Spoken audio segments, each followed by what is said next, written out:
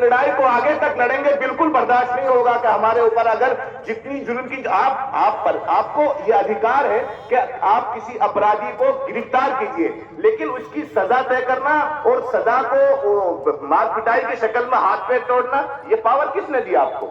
آپ supreme court سے بڑھ کر ہیں، آپ قانون سے بڑھ کر ہیں. قانون میں ہاتھ نہ ہم لیں گے اور قانون میں ہاتھ نہ ہم کسی پرشاسن کو لینے دیں گے. یہ ہم کہتے ہیں، اس منچ سے ہم کہہ رہے ہیں، سب سے اس میں کہہ رہے ہیں. اس لیے میں یہ بات عرض کر رہا ہوں کہ اگر میوات کو بچانا ہے تو ایک مختصر چھوٹا سا واقعہ حضرت مولانا حکیم الدین صاحب نے بھی ایک واقعہ سنایا، میں بھی اپنی بات کو ایک واقعے سے سنا کر کچھ سمجھانا چاہتا ہوں. ایک طوطا اور مینا دونوں میاں بیوی تھے. جو طوطا ہوتا ہے اس کی عورت کو مینا کہتے ہیں. وہ نکل کر جا رہے تھے، ایک ویران بستی سے ان کا گزر ہوا. ویران بستی تھی. اس بستی سے جب گزر ہوا تو چونکہ الو کے بارے میں یہ مشہور ہے کہ الو جہاں بیٹھتا ہے وہ ویران ہو جاتا ہے. برباد گلستان کرنے کو ایک الو کافی تھا، الو کے بارے میں مشہور ہے. تو ویران جنگل سے، ویران بستی سے جب ان طوطا مینے کے جوڑے کا گزر ہوا تو آپس میں انہوں نے گفتگو کی کہ بھائی ضرور یہاں کوئی الو رہتا ہوگا، اسی وجہ سے یہ بستی ویران. تو رات کا وقت ہو گیا، شام کا وقت ہو گیا. الو نے یہ گفتگو ان کی سن لی.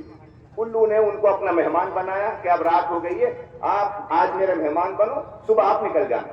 ان کو اپنے گھر ٹھہرایا، ان کی خاطر تواضع کی، کھلایا پلایا. جب صبح ہوئی، طوطا اور مینا نے جب رخصتی کا ارادہ چاہا تو الو نے دعوت ٹھوک دیا جو مینا اس کی گھر والی تھی طوطے کی کہ یہ گھر والی تیری نہیں ہے، میری ہے، اس کو میں تمہارے ساتھ نہیں جانے دوں گا.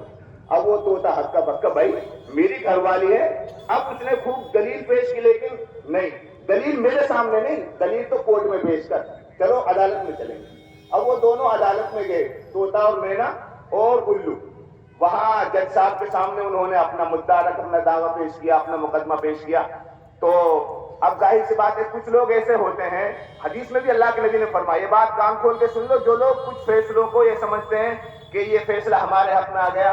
اگر کسی زمین کے معاملے میں تم نے جھوٹا دعویٰ ڈال دیا اور وہ زمین تمہاری نہیں ہے، فیصلہ تمہارے حق میں بھی آ جائے، قیامت کے دن وہ زمین تمہاری نہیں ہوگی. اللہ کے نبی فرماتے ہیں کچھ لوگ اتنے ماہر ہوتے ہیں، اپنی بات کو سلیقے سے رکھتے ہیں کہ وہ ہم ان کے بات سلیقے کے رکھنے کے نتیجے میں فیصلہ ان کے حق میں کر دیتے ہیں، لیکن حقیقت میں وہ چیز کا مالک نہیں ہے، تو میرے فیصلے کرنے سے بھی وہ مالک نہیں بن جائے گا. خیر الو نے اپنی بات سلیقے سے رکھی، طوطا اپنی بات کو سلیقے سے نہیں رکھ سکا. نتیجتاً الو مقدمہ جیت گیا اور وہ جو طوطے کی گھر والی تھی مینا، وہ الو کی گھر والی کورٹ سے ثابت ہو گئی. جب وہ واپس چلے وہاں سے تو بیچارہ طوطا اب کیا کرتا، مقدمہ ہار گیا، ہائی کورٹ سے، عدالت سے مقدمہ ہار گیا. تب کیا کہہ رہا ہے الو، بھائی اپنی گھر والی کو بھی ساتھ لے جا. وہ ایک دم سے وہ چونکا رہے، یار کیوں مذاق اڑا رہا ہے، کیوں میرے گلے پہ نمک چھڑک رہا ہے، تو نے میری گھر والی اب تو کورٹ سے جیت لی، اب میری کہاں رہی ہے. تب انہوں نے کہا لے جا، تمہاری ہے. تب انہوں نے کہا بھائی میری ہے تو نے اتنا بڑا دعویٰ کیوں کیا. تب انہوں نے بتایا کہ دیکھو تم نے یہ بات کہی تھی نا کہ یہ بستی ویران ہے، میں تمہیں یہ پروو کرنا چاہتا تھا، ثابت کرنا چاہتا تھا کہ بستیاں ویران الو کو بیٹھنے سے نہیں ہوتی، بستیاں تب ویران ہوتی ہیں جب عدالتوں سے فیصلے ناحق ہوتے ہیں. اب آپ نے دیکھا کہ یہ گھر والی آپ کی تھی، میری تھی، آپ کی تھی، اور عدالت سے فیصلہ میرے حق میں ہو گیا. جب ظلم ہوتا ہے، ناانصافی ہوتی ہے تو بستیاں ویران ہو جاتی ہیں. اس لیے ہم پرشاسن سے اپیل کرتے ہیں ہاتھ جوڑ کر، ضرور آپ اپنا کام کیجئے لیکن قانون ہاتھ میں آپ بھی مت لیجئے. گھر توڑنے کا ادھیکار آپ کو کس نے دیا؟ ہاتھ پیر توڑنے کا ادھیکار آپ کو کس نے دیا؟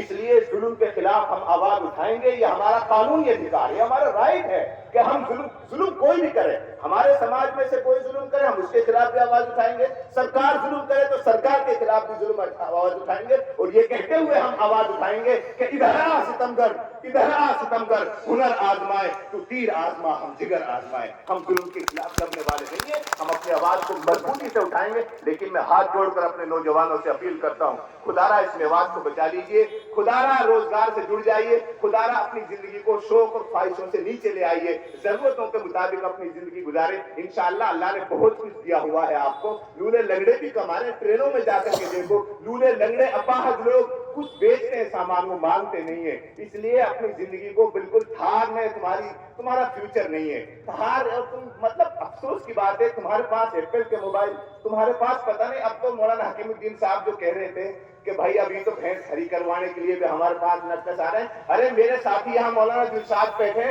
अब तो मामला यहाँ तक पहुंच गया, इनके पास एक साथी आए और कहने लगे लुक मौल साहब यासी में पढ़ दे, यासी में पढ़ दे। मतलब आप समझ रहे हो, सिम पढ़वाई जा रही है। सिम पढ़वाने का मतलब है कि जातू टटलू अच्छो कटे, जातू ढंग से टटलू कटे। तो भाई तब सिमन में पढ़वा रहे हो भाई, खुदारा मौलाना हकीमुद्दीन साहब ने ये बात कही, इसकी मैं भरपूर तारीफ करता हूँ कि जो टटलूबाज हैं उनसे बड़े टटलूबाज और हरामखोर वो हैं जो इन टटलूबाजों के पास किसी मस्जिद या मदरसे के लिए चंदा के लिए जाते हैं। तुम अपने ऊपर भी गिरेबान में भी ध्यान न हो, तुम बड़े टटलूबाज हो, तुम इनको बढ़ावा दे रहे हो। इसलिए इन बेइज्जतों के जो इतने बड़े धोखाधड़ी, इस्लाम में धोखा देने वाले की गुंजाइश नहीं है। हदीस में साफ है कि जो आदमी धोखा दे वो मेरी उम्मत में से नहीं है। बहुत ज्यादा बात मैंने कही थी, शायद वक्त बहुत थोड़ा मिला, मैंने थोड़े वक्त से ज्यादा वक्त ले लिया, लेकिन हाथ जोड़कर अपील करता हूं, जहेज की लानत को खत्म कर दीजिए और मेवात को बचा लीजिए। अभी भी अल्हम्दुलिल्लाह पूरे मुल्क में जिस दीन की बरकत से अल्लाह ने आपको इज्जत दी, वो अल्लाह आज भी है। अगर इस दीन को तुमने धक्के दिए, जो अल्लाह इस दीन की मेहनत और दीन की बरकत से तुम्हें इज्जत देना चाहता है, वो जलील भी कर सकता है। इसलिए मैं शेर कहता हूं कि फजूल समझकर बुझा दिया है जिस चिराग को, फिजूल समझकर बुझा दिया है जिस चिराग को, वही चिराग जलाओगे तो रोशनी होगी। जिस काम को तुमने फिजूल समझ के छोड़ दिया है, वापस उसी काम को अपने गले लगाओ, इंशाअल्लाह वापस तुम्हें वही इज्जतें मिलेंगी। वाखिर दावाना अल्हम्दुलिल्लाहि रब्बिल आलमीन।